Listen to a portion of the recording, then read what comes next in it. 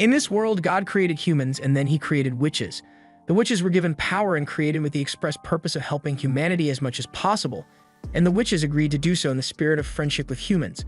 But then the 15th century happened, and now in modern day, a boy named Adonis and a witch named Chloe are traveling together. Adonis is exhausted from all the desert heat and asks Chloe why she can't just use some magic to make it cooler. While she could probably do that, that is not what her magic is for, and she is busy right now trying to find where they are on the map. However, Adonis is already one step ahead of her and uses his smartphone to find their location. Chloe yells at him because the government would be able to use that thing to track him, but he says it's fine since he made it himself, and it uses freeform summoning magic to replace radio waves with multi-dimensional photons. If you didn't understand what that meant, you're not alone. With this kind of technology, not even the military would be able to track the phone down. He then mocks Chloe for not having a master's degree in anime science voodoo and still using paper maps in this day and age. Chloe doesn't take too kindly to being called stupid by Adonis, so she gives him a good smack on the head. Afterwards, she tells Adonis to get up so that they can continue their journey, but while he isn't upset about the smacking, he questions why they need to keep running constantly. Chloe keeps a cheery smile on her face and says the reason is because she is a witch and the world hasn't changed much on their views since the 15th century, so witches are still hated by most people, and they are forced to blend in among the people while in the cities and go on the run when they are found out. Though some places are at least witch-tolerant, and that is where they are heading to. If they get there, they may be able to reclaim the happy life they once had, and they could find a school for Adonis to attend. However, he says he would rather study under Chloe, leading her to believe that he has a thing for older women. Adonis is amazed that Chloe is still able to smile like that despite everything that the kingdom of Rhedia has put them through. It would make sense for her to hate the kingdom with every fiber of her being and devote all her time to bringing its destruction. Yet she chooses to hide away instead. He doesn't understand why she does this and wishes he could just kill all the humans that made them suffer. Just then, he notices a military squadron coming after them, so he pulls out his pen and plans to handle it himself, but Chloe says he is too inexperienced for this, so she'll do it instead. The king receives word that the squad that was sent out to capture Chloe has failed, and he is taking it all out on the messenger. He calls the man incompetent, and as the man tries to explain that it is a challenge to capture an ice witch with one squad, the king's men begin beating him up. Chloe has managed to escape the king thus far, but he doesn't plan on letting Chloe run anymore. Back to Chloe. After what she did to that squad, it is safe to say they won't be making it home in time for dinner tonight. Chloe puts away her magic staff and tells Adonis to follow her so that they can leave, but Adonis is upset about something. Why won't Chloe let him fight alongside her? She claims it is because he is inexperienced, but then he drops a big-ass sword from the sky as proof that he has every bit of necessary experience, and I will say that that is one hell of a resume. He knows the real reason for it, and it's because Chloe doesn't want him to kill humans since he is also a human, but he is sick and tired of not being able to protect her as the one he loves.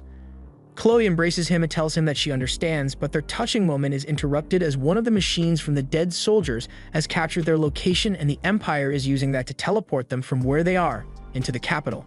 Green light surrounds them as they begin to float, and Chloe realizes that this must be large-scale teleportation, but that should be too advanced to pull off. They've been caught, so Chloe and Adonis lock hands in order to not be separated from each other. Back in the capital, the king gives a speech to the people of his kingdom, which was something along the lines of the witches used to protect us with their power, but we got jealous of their power, so we made our own power through the advancement of technology and have come to the age of the gear expansion. They have airships, they have buildings so sturdy that no storm could destroy them, and most important of all, they have smartphones to watch cat videos on. They no longer need the witches or their power for their survival, since they possess enough power on their own. And now that they have this power, they are going for world domination, with the only obstacle to that being the witches that can rival their military might. Therefore, they are going to eradicate all witches, and as he finishes his speech, Chloe and Adonis are teleported onto the stage. Adonis realizes what is going on and charges forward to buy Chloe some time to escape, but he gets tackled to the ground really quickly. Seeing the one person who she cares deeply for laid out on the ground, Chloe has lost all patience she once held for the humans and starts casting her spell. She had restrained herself previously because she knew if she were to destroy the human world, then Adonis would have no home to return to if anything were to happen to her, but now none of that matters as she is about to cast Absolute Zero and freeze the city over. However, as the spell is cast, nothing happens and she is left speechless. The humans develop some kind of machine to negate all magic in the area, and without magic, both Chloe and Adonis are completely powerless and at the mercy of the king. The king mocks Chloe for having helped humanity in the past, yet being hunted down and kneeling before him powerless. He then rips her shirt off in front of the entire crowd, humiliates her and smacks her to the ground. Meanwhile, the crowd is busy taking pictures to upload to Twitter. Adonis can't bear to watch this happen, so he once again charges at the king to save Chloe, but is subdued by the guards. The king has grown annoyed with Adonis yelling so much and orders his guards to kill him. But as the guard points the gun at the head of Adonis, Chloe can't bear to see him meet his end here, so she throws her pride aside and begs the king to spare Adonis. She lies that she kidnapped him and raised him as her slave, so she begs the king to let him go as she doesn't care what happens to her afterwards. The king has no reaction to her plea and reaches into his pocket and pulls out his handgun, pointing it at Chloe's head. Adonis is having a breakdown over his lack of power to protect Chloe and keeps desperately trying to activate a spell, but it keeps failing. While staring down the barrel of the gun, Chloe looks to Adonis one last time, and Adonis has flashbacks to the time when Chloe first found him on the streets and took him in to raise him. However, even the power of flashbacks is unable to save them from this situation, and Chloe is about to say her last, "I love you," but gets shot before she can finish. Truly the saddest moment of the season. After killing her, the king turns away and orders his men to pump her body full of lead, leaving her body as a mass of pulverized flesh. Adonis screams out in pain while the crowd cheers on the execution, and an axe is brought out to cut her head off. The king proudly displays the head of Chloe and proclaims victory over the witches. But you know Adonis is never going to forget what has transpired today and the friend he lost. 10 years later, a large chunk of humanity's situation has gone to shit, and they are suffering at the hands of the people who killed Best Girl, the Kingdom of Rhydia. In a detention cell, two really malnourished women are fighting over a loaf of bread and are about ready to kill one another over it. But then this girl, who somehow manages to keep her makeup game on fleek while in prison, offers her loaf of bread to them to settle the argument. I personally wouldn't do that, but she seems really happy to have them no longer fighting, even if it means no bread for her. One of Daroka's friends, Anna, comes over and asks if she will be okay since she hasn't eaten anything in a while, but she says she is fine and full of energy. Anna tells Daroka that she is really kind-hearted despite the current state of the world. No matter how far advanced the technology of the world became after they no longer had witches to point their guns at, they began pointing their guns at each other, and a never-ending war was waged within the human world. The people were led to believe that the world would get better once all the witches were gone, that this is definitely not better, and here they are in the gulag.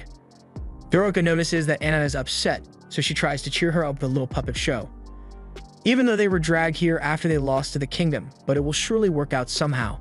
The puppet show manages to brighten Anna's mood slightly, but that brightness quickly fades as a guard comes in and starts yelling for number 218 to come out.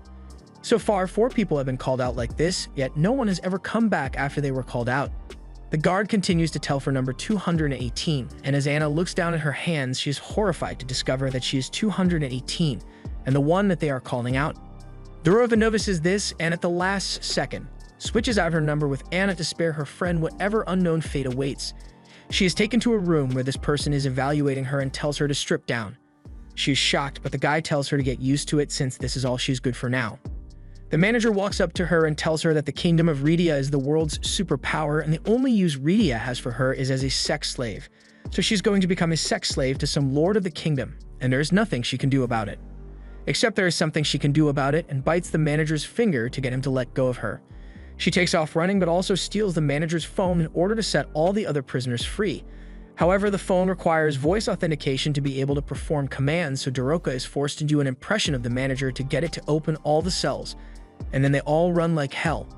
Daroka comes across a large door while running and uses the phone to unlock it. Inside, she finds a large pod, but she is apprehended by guards shortly after. However, her previous command to unlock all cells also unlocks this one, and Adonis is released with nothing but rage in his eyes. Adonis, after finally being freed from the restraints of his capsule and fueled by his burning rage, casually walks forward and snaps off the chains that bound him. The guards watch this happen and begin freaking out amongst themselves as anyone would. One believes they should report that Adonis escaped and walk away, but the others don't like that idea because it would get them in a lot of trouble, so they decide to go up against the dude whom they literally just witnessed break chains just by walking. But don't worry, they are armed with sticks, so that should definitely give them an edge on him in combat. Okay, I guess the stick isn't going to do much to save him from Adonis. The other guard is a little smarter and reaches for his gun, but Adonis sees it coming and headshots him with a knife before he can do anything. The final guy is frozen stiff by the carnage he just witnessed, But as he regains his senses and tries to fire at Adonis, Adonis quickly closes the distance and disarms him, using his own gun to finish him off. After all the guards have been sent to the afterlife, Daroka tries to speak to Adonis, but he looks back at her and begins walking towards her with the gun in his hand. Daroka fears that Adonis is going to shoot her as well, and to be honest, I did too. But as the shot is fired, Adonis only hits her chains to free her and walks off. Meanwhile, outside, the security has finally realized that the cell blocks have been opened and make an announcement on the intercom to initiate countermeasures. At the Empire's National Security Headquarters, the senior executive director, Yamato, has just learned of the situation at the prison, and I'm inclined to believe that he simply heard all the commotion at the prison from his seat, because this guy is hearing things in 5D with those ears. He sends out this guy, Ikao, to deal with the situation at the prison, and the girl beside him, who somehow didn't have the budget to get a jacket that would fit, Vice Director Yuki, tells him not to make a disgrace of the Empire and do his job properly. So Ikao leaves and prepares to undertake the mission, revealing that he is mostly machine. He initiates his navigation system and heads out to the prison to investigate. Meanwhile, back at the prison, the manager is left in utter disbelief as he sees the door to the confiscated treasure room wide open. The manager asks how this possibly could have happened, and a guard informs him that Daroka must have imitated his voice to gain access to all the rooms with the phone. The manager is frustrated that the authentication system was cracked so easily, but regardless, this is really bad for him. Even if she was able to crack the system, the manager's phone wouldn't have had the level of authority needed to access that chamber, as it contained the SS-level threat, Adonis. Meanwhile, Adonis is sitting atop a tower after finally being released, and he's not messing around with any of this taking time to readjust to the world business. He gets straight down to work and tests his magic to make a bullet giant and shoot it through a building, planning to kill every last human in the city like he had sworn to do back then. Back at the prison, all the prisoners that were left there have been executed by Ikao, and after he receives word of the bullet Adonis shot at a building, he says he will go to check it out, but first he's going to take care of the manager for his incompetence in his duty. Meanwhile, Adonis walks through the city streets and thinks about how Chloe likely wouldn't approve of what he's about to do to these people. She would probably say something along the lines of, "Just live your life normally, killing them isn't going to bring me back to life." But he can't simply forget what they did to her all those years ago, so they must pay for it with their lives. He uses his magic to summon a giant and begins laying waste to the city with it, and on the ground, the people are left bewildered and terrified by the horror before their eyes. The police initially have no clue what is going on out there, but after he sees for himself, the National Security Bureau gets called in. All the while, Adonis makes his way to the palace to take his revenge on Emperor Goth personally. Director Yamato gets a status report on the current situation of things and is informed of a giant robot rampaging through the city. They believe it is an attack from a neighboring country, and he asks if the Emperor has been informed of any of this yet, but the Queen stopped any reports from being delivered to the Emperor, saying the Emperor is not feeling well at the moment. As Gothi is not reachable right now, Yamato assumes command and decides to declare a state of emergency to defend the city against the giant. The military forms a defensive line, and Yuki realizes that the one controlling the giant must be Adonis, so she informs Yamato, who then orders the anti-magic machine be brought out of storage and used in order to counter him. But the soldier is not sure the machine will still function properly after 10 years of sitting idle. The military tanks line up and begin to fire at Adonis, but they have aim that is just as bad as my squad mates and collectively miss every single shot. However, this is not due to their lack of skill, but rather because of Adonis's magic deflecting the shells. He then smashes a building and uses the pieces as cannonballs to decimate the tanks. The past 10 years during which Adonis was trapped were not meaningless, but rather he was able to use that time to practice magic within his mind and plan out exactly how he would destroy the kingdom once he gained his freedom. The only way a non-witch can use magic is by using written style summoning magic and a special quill. It is the practice of understanding the rules of the world and magic and converting them into mathematical equations, so mastering such an art wouldn't be easy, but he had an excellent teacher. If the kingdom's great purpose was to kill all witches, and everyone who lives within it and enjoys its benefits are equally as guilty, so he's going to make sure to return the favor and destroy everything that they have built up. He uses magic to summon 2 Gatling guns and begins to rain bullets upon the crowd of panicking civilians, but as he finishes the first round, tears well up in his eyes because he doesn't feel good about doing this. Meanwhile, Ikao has finally spotted Adonis in the giant's hand and relays the information to the army, prompting them to bombard the giant to knock Adonis off balance. While all the bombings are going on, the citizens are still trying to evacuate, and this kid is crying over his mother's death while a building falls over him. Luckily, before he is squished, Daroka runs in and saves him from being killed. She leaves the boy with the Raymond lady and says she's going to go stop Adonis, but Adonis is already laid out on the ground with the military fast approaching him. Meanwhile, in the castle, the emperor has just woken up from a brief nap and asks his wife what all the noise outside is about. The queen tells him not to worry about it since the kingdom he has built is strong enough to outlast any threat that comes his way, and Goth thanks her for the kind words. But his life will soon be coming to an end because of an incurable disease that has him coughing up a lot of blood. His wife calls for a doctor to come in and help Goth, but he says it's fine and thinks this is a curse from God for killing the witches. However, he doesn't regret what he did, as he thought humans could not progress while witches and magic were still used in the world, so in order to create a path for humans, he did what he had to do and still believes what he did was right. However, no amount of monologuing is going to make me feel any sympathy towards this guy. Back on the ground, all the soldiers that attacked Adonis have been wiped out and he is about to kill the last one. But before he can do so, Daroca yells out for him to stop. Adonis stops for a second because he recognizes Daroca from the prison, but as she asks him to stop all his killing because the citizens are innocent, Adonis becomes enraged at the notion that any of these people deserve to be described as innocent. They are every bit as guilty as Goth in terms of Chloe's death, so why would he let them live? In fact, why would he limit the killing to the citizens of Rhedia alone when the whole world turned their backs on witches? As Adonis walks towards Daroca with intentions of killing her, she brings up how Chloe would not have wanted him to do any of this. However, the mention of Chloe's name sends Adonis into a rage and he grabs Daroca by the shirt, accusing her of only being here to distract him, so he is not going to waste any more of his time talking to a human. But Daroca reveals that she isn't human but rather a witch, and the power she is able to conjure in her hand is proof of that. Adonis releases her in disbelief, but just as she thought she was finally getting through to him, she's picked up again and threatened once more because Adonis does not believe that she is telling the truth, since all the witches are meant to be dead. She swears that she isn't lying and a few of the witches managed to escape the witch hunts. Then he asks why they did nothing and just let Chloe die like that if they were still alive. She apologizes for not helping back then, but everyone was desperate to keep themselves hidden and survive the Empire's purge. But no amount of apologizing is going to bring Chloe back to Adonis. However, Daroca tells him that there is a way to bring Chloe back to life, which gets Adonis to drop her. At this point, he doesn't know what to believe and goes back to thinking she is mocking him and Chloe, but she tells him that she was tasked with infiltrating this kingdom in order to save him, because they need his memories of Chloe to be able to resurrect her. But if he doesn't believe her, then she is fine with being killed by him and says she was glad to have met him.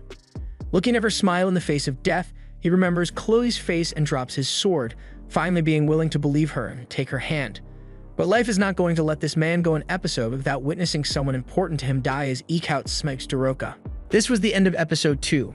Thanks for watching. Subscribe to not miss the next part.